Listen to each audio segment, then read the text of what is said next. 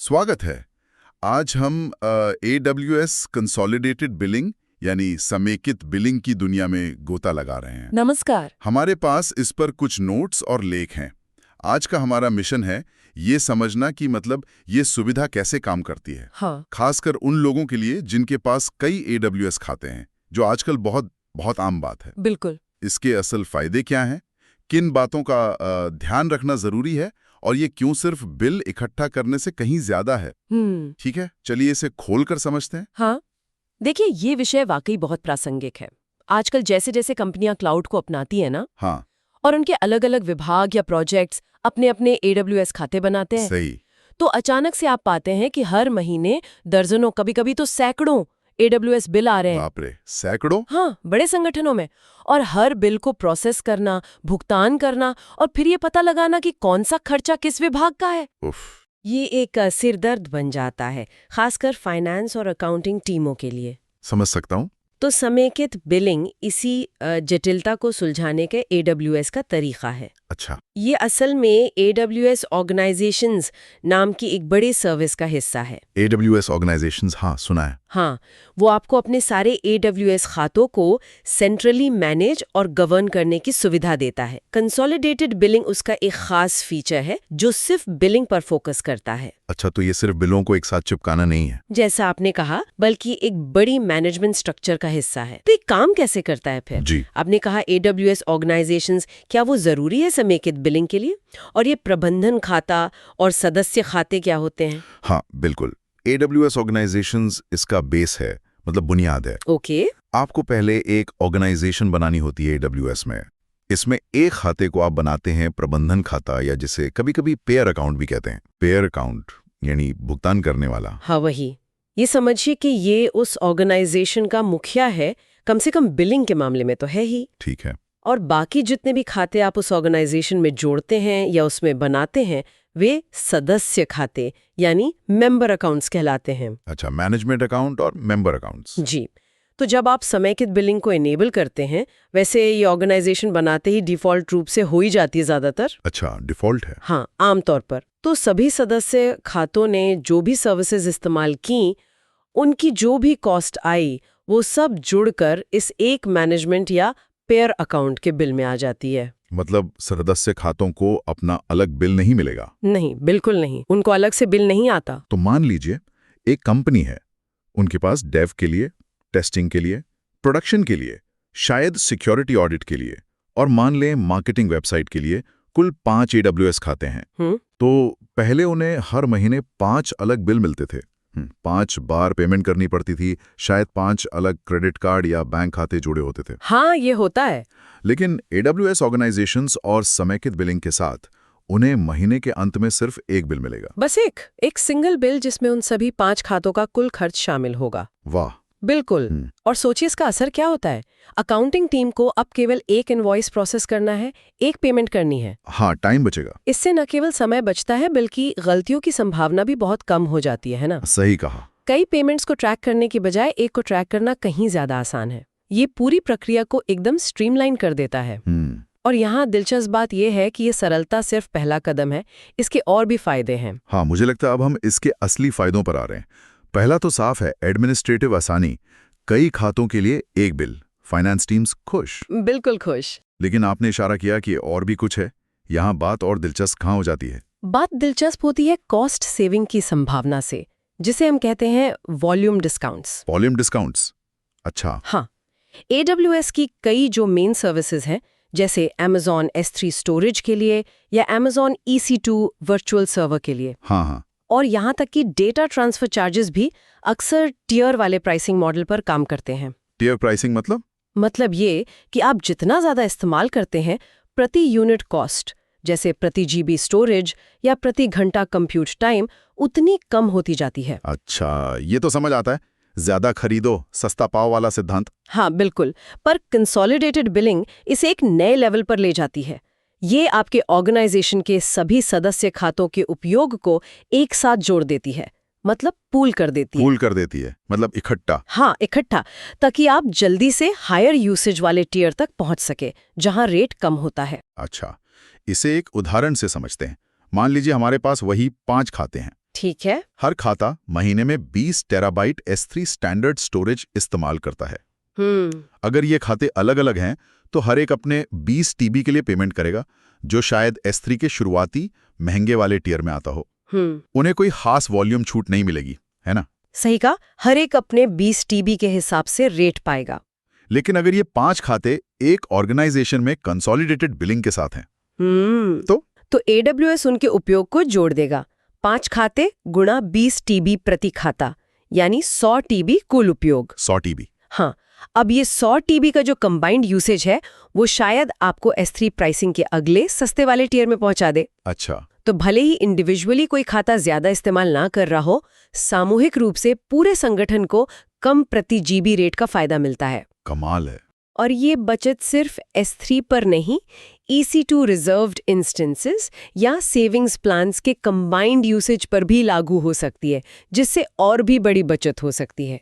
वाह, तो ये सिर्फ बिल कम करने के बारे में नहीं है, बल्कि स्मार्ट तरीके से AWS की प्राइसिंग स्ट्रक्चर का फायदा उठाने के बारे में है। ये तो जबरदस्त फायदा है। बिल्कुल। क्या कोई और मुख्य लाभ है? हाँ, एक और जरूरी बात यह है कि कंसोलिडेटेड बिलिंग की सुविधा अपने आप में मुफ्त है। मुफ्त? जी हाँ, AWS इसे एनेबल करने या इस्तेमाल करने के लिए कोई एक्स्ट्रा चार्ज नहीं लेता। ये AWS ऑर्गेनाइजेशन सर्विस का एक बिल्ट इन हिस्सा है। आपको बस अपने खातों को ऑर्गेनाइज करना है। मुफ्त और पैसे बचाने में मदद करे, ये तो बढ़िया कॉम्बिनेशन है ना? और अगर हम इसे बड़ी तस्वीर से जोड़ें तो ये सिर्फ सुविधा या बचत का मामला नहीं है, ये एक स्ट्रेटेजिक कदम है। स्ट्रेटेजिक कैसे? AWS इस तरह से संगठनों को, मतलब कंपनियों को, एनकरेज कर रहा है कि वे अपने क्लाउड रिसोर्सेज को एक सेंट्रल स्ट्रक्चर के तहत लाएं। इससे न केवल बिलिंग और कॉस्ट मैनेजमेंट आसान होता है, बल्कि ये भविष्य में गवर्नेंस और सिक्योरिटी पॉलिसीज लागू करने के लिए भी एक बेस तैयार करता है। ये क्लाउड खर्चों को ऑप्टिमाइज करने और उन पर बेहतर कंट्रोल पाने की दिशा में पहला कदम है एक तरह से। ये तो बहुत आकर्षक लग रहा है, लेकिन जैसा हमेशा होता है, शायद कुछ बारीकियां या सीमाएं भी होंगी जिनका हमें ध्यान रखना चाहिए। ऐसा तो नहीं कि सब कुछ बस जादुई रूप से आसान हो जाता है। हाँ, बिल्कुल। कुछ महत्वपूर्ण बातें हैं जिन्हें समझना जरूरी है ताकि कोई गलतफहमी ना हो। बताइए। सबसे पहली और शायद सबसे महत्वपूर्ण बात, जो मैनेजमेंट अकाउंट है, यानी पेयर अकाउंट, हाँ, वो पूरे संगठन की कुल लागत देख सकता है। हर सदस्य खाते की कॉस्ट का ब्रेकडाउन भी देख सकता है। लेकिन इसका मतलब ये नहीं है कि मैनेजमेंट अकाउंट को सदस्य खातों के अंदर चल रहे असली रिसोर्सेज तक अपने आप पहुंच मिल जाती है। मतलब वो ये नहीं देख सकता कि कौन से EC2 इंस्टेंस चल रहे हैं या S3 बकेट में क्या डेटा है। अच्छा, तो बिलिंग, विजिबिलिटी और रिसोर्स एक्सेस, ये दो अलग अलग चीजें हैं। बिल्कुल अलग। और ये डिजाइन जानबूझकर ऐसा रखा गया है। क्यों? ये सदस्य खातों की ऑटोनॉमी और सिक्योरिटी बनाए रखता है। हर खाते के अपने रिसोर्स होते हैं और उन तक पहुंच को नॉर्मल IAM यानी आइडेंटिटी एंड एक्सेस मैनेजमेंट की परमिशंस के जरिए ही कंट्रोल किया जाता है, बिलिंग स्ट्रक्चर के जरिए नहीं। ये एक बहुत जरूरी अंतर है, समझना होगा इसे। और क्या ध्यान में रखना चाहिए? दूसरी बात, कंसोलिडेटेड बिलिंग अपने आप में सदस्य खातों द्वारा AWS सेवाओं के उपयोग को रोकती नहीं है। अच्छा, मतलब वो खर्च कर सकते हैं? हाँ, अगर किसी सदस्य खाते में किसी डेवलपर के पास नया सर्वर लॉन्च करने की परमिशन है तो वो कर सकता है, भले ही बिल कंसोलिडेटेड हो। तो बिलिंग का एकीकरण खर्च को कंट्रोल करने के बराबर नहीं है? बिल्कुल नहीं। उसके लिए आपको AWS ऑर्गेनाइजेशंस की दूसरी सुविधाओं का इस्तेमाल करना होगा, जैसे सर्विस कंट्रोल पॉलिसीज या SCPs। SCPs वो क्या करती है? SCPs ऑर्गेनाइजेशनल लेवल पर परमिशंस को कंट्रोल करती हैं।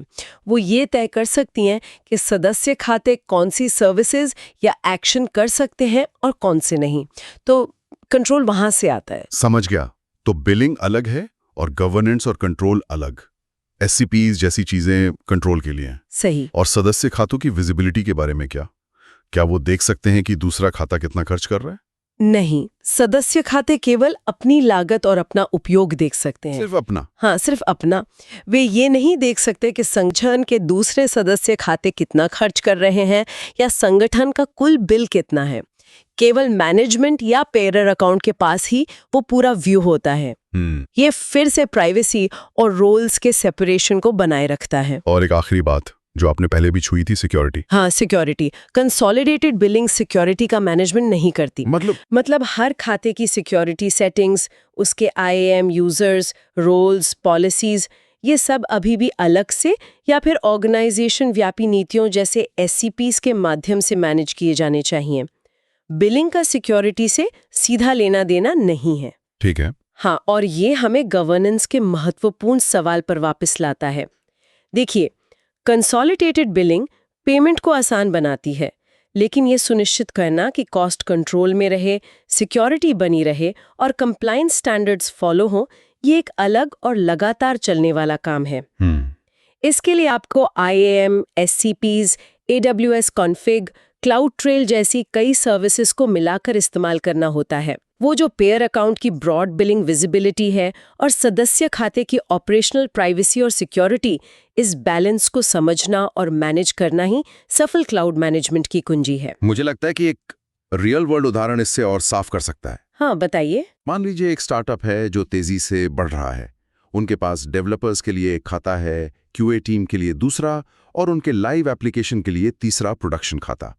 ठीक है, 3 खाते। हाँ, वे सुरक्षा और ऑर्गेनाइजेशन के लिए इन खातों को अलग रखना चाहते हैं, जो कि एक अच्छी प्रैक्टिस है ना? हाँ, बिल्कुल बेस्ट प्रैक्टिस है ये। लेकिन वे हर महीने 3 अलग-अलग बिलों और पेमेंट से निपटना नहीं चाहते। सिर दर्द है वो। ये एक क्लासिक केस है, बहुत कॉमन, और इसका समाधान सीधा है। क्या है? पहला, वे AWS ऑर्गेनाइजेशंस का उपयोग करके एक ऑर्गेनाइजेशन बनाते हैं। शायद प्रोडक्शन खाते को ही मैनेजमेंट पेयर खाता बना दें या फिर एक बिल्कुल नया खाता बनाकर उसे पेयर अकाउंट बना दें। ओके। दूसरा, वे अपने मौजूदा डेव और QA खातों को इस ऑर्गेनाइजेशन में सदस्य खातों के रूप में इनवाइट करते हैं और वो ज्वाइन कर लेते हैं। तीसरा, कंसोलिडेटेड बिलिंग तो डिफॉल्ट रूप से सक्षम हो ही जाती है। बस इतना ही? हाँ, अब उन्हें खातों का लॉजिकल सेपरेशन मिल गया जो वो चाहते थे। हाँ, डेव अलग, QA अलग, प्रॉड अलग। लेकिन बिलिंग एक ही जगह सेंट्रलाइज्ड है और उन्हें वॉल्यूम डिस्काउंट का लाभ भी मिलना शुरू हो सकता है उनके कुल उपयोग के आधार पर। बढ़िया। और अगर उन्हें बाद में ट्रैक करना हो कि किस टीम ने कितना खर्च किया, मैनेजमेंट खाता तो कुल बिल देखता है, पर क्या वो ये देख सकता है कि डेव खाते का कितना हिस्सा है और QA का कितना? हाँ, बिल्कुल देख सकता है। मैनेजमेंट खाते में AWS कॉस्ट एक्सप्लोरर जैसे टूल्स होते हैं। Cost explorer? हाँ, उनका उपयोग करके आप कॉस्ट को सदस्य खाते द्वारा फिल्टर कर सकते हैं। और इतना ही नहीं, आप टैग्स का उपयोग करके कॉस्ट को और भी बारीक लेवल पर ट्रैक कर सकते हैं, जैसे प्रति प्रोजेक्ट या प्रति फीचर। टैग्स लगाकर? जी हाँ, तो कंसोलिडेटेड बिलिंग आपको एक बिल देती है, लेकिन फिर भी आपको कॉस्ट को इंटरनली एलोकेट करने की पूरी विजिबिलिटी देती है। बहुत से संगठन इसी डेटा का उपयोग करके इंटरनल चार्जबैक या शोबैक मॉडल लागू करते हैं। ये तो बहुत प्रैक्टिकल लगता है। ये स्ट्रक्चर सिक्योरिटी, सेपरेशन की जरूरत और फाइनेंशियल सिंप्लिसिटी के लक्ष्य दोनों को कैसे पूरा करती है, ये देखना वाकई दिलचस्प है। आपने इसे अच्छी तरह से डिजाइन किए गए AWS वातावरण का स्टैंडर्ड पैटर्न कहा था। हाँ, क्योंकि ये AWS की बेस्ट प्रैक्टिसेस के साथ अलाइन होता है। खातों का उपयोग करके अपने वर्कलोड को अलग करें, लेकिन मैनेजमेंट और कॉस्ट को सेंट्रलाइज करें। ये स्केलेबिलिटी, सिक्योरिटी और कॉस्ट एफिशिएंसी के बीच एक अच्छा बैलेंस देता है। इतनी सारी जानकारी के बाद इसे याद रखने का कोई आसान तरीका है? कोई एनालॉजी? कभी-कभी ये तकनीकी बातें भूल जाती हैं। हाँ, है। एक पॉपुलर एनालॉजी है फैमिली फोन प्लान की। Family phone plan? अच्छा, बताइए। सोचिए, एक परिवार है जिसमें माता-पिता और 2 बच्चे हैं। हर किसी के पास अपना स्मार्टफोन है। ये उनके अपने अपने AWS खाते की तरह है। ठीक है, 4 फोन, 4 खाते। हाँ, अगर हर कोई अपना अलग फोन प्लान लेता है, तो महीने के अंत में 4 अलग-अलग बिल आएंगे, 4 बार पेमेंट करनी होगी। सिर दर्द। और शायद हर किसी को डेटा या मिनट के लिए स्टैंडर्ड रेट चुकाना पड़ेगा, कोई खास डिस्काउंट नहीं। हाँ, ये तो अव्यवस्थित और महंगा लगता है। बिल्कुल। अब सोचिए, वे फैमिली प्लान लेते हैं जो हमारी कंसोलिडेटेड बिलिंग की तरह है। अब महीने के अंत में केवल एक बिल आता है पेयर अकाउंट पर, यानी माता पिता के पास। आसान हो गया। भुगतान करना आसान हो गया। लेकिन इससे भी जरूरी बात यह है कि प्लान प्रोवाइडर अक्सर परिवार के कुल डेटा उपयोग को देखता है। हाँ, कुल मिलाकर कितना यूज हुआ। हाँ, और चूंकि कुल उपयोग अलग अलग प्लान की तुलना में ज्यादा होता है, तो परिवार को अक्सर प्रति GB डेटा की बेहतर रेट मिलती है। अच्छा। यानी वॉल्यूम डिस्काउंट। अच्छा। हर सदस्य को अभी भी अपना फोन मिलता है, मतलब अपना खाता और अपने रिसोर्स, लेकिन बिलिंग और डिस्काउंट का फायदा सामूहिक होता है। अरे वाह, ये एकदम परफेक्ट एनालॉजी है। Family phone plan is equal to AWS consolidated billing. ये समझने में बहुत आसान बनाता है। हाँ, ये काफी मददगार है। तो इस सब का क्या मतलब निकलता है? अगर हम आज की चर्चा का सार निकालें तो AWS कंसोलिडेटेड बिलिंग ये AWS ऑर्गेनाइजेशंस की एक मुख्य विशेषता है। जी। ये कई AWS खातों के बिलों को एक मैनेजमेंट खाते के तहत लाकर पेमेंट प्रोसेस को आसान बनाती है। हाँ। सबसे बड़ा फायदा है सभी खातों के उपयोग को मिलाकर वॉल्यूम छूट हासिल करना, जिससे कॉस्ट बच सकती है। बिल्कुल। और ये सुविधा मुफ्त है। हाँ, मुफ्त है। लेकिन ये याद रखना महत्वपूर्ण है कि ये बिलिंग को सेंट्रलाइज करती है, न कि रिसोर्स एक्सेस या सिक्योरिटी को। उसके लिए IAM और SCPs जैसे दूसरे टूल्स की जरूरत होती है। सही कहा। संक्षेप में, ये कई AWS खातों वाले किसी भी संगठन के लिए एक बुनियादी और जरूरी उपकरण है। आपने इसे बिल्कुल सही ढंग से समराइज किया है। और अगर हम स्रोतों से मिली जानकारी के आधार पर थोड़ा आगे देखें तो एक विचार आता है जो सुनने वालों के लिए शायद महत्वपूर्ण हो। बताइए। हमने बात की कि कंसोलिडेटेड बिलिंग पेमेंट को आसान बनाती है और कॉस्ट को विजिबल बनाती है, मतलब दिखाती है। हाँ। लेकिन सिर्फ विजिबिलिटी अपने आप में काफी नहीं है ना? नहीं, शायद नहीं। असली वैल्यू तब मिलती है जब आप इस विजिबिलिटी का उपयोग कॉस्ट को समझने, एनालाइज करने और फिर ऑप्टिमाइज करने के लिए करते हैं। ऑप्टिमाइज करना मतलब बेहतर बनाना। हाँ, खर्च को कम करना या ज्यादा वैल्यू निकालना। यहीं पर AWS कॉस्ट एक्सप्लोरर जो कॉस्ट एनालाइज करने के लिए है और AWS बजट्स जो खर्च पर अलर्ट सेट करने के लिए है, जैसे टूल काम आते हैं। अच्छा, कॉस्ट एक्सप्लोरर और बजट्स। हाँ, कंसोलिडेटेड बिलिंग आपको डेटा देती है। ये टूल्स आपको उस डेटा पर एक्शन लेने में मदद करते हैं। तो सीखने वालों के लिए अगला कदम ये सोचना हो सकता है, ठीक है, अब मेरे पास ये कंसोलिडेटेड व्यू है, तो मैं इसका उपयोग कैसे करूं ताकि ये पक्का हो सके कि मेरा संगठन क्लाउड पर समझदारी से खर्च कर रहा है।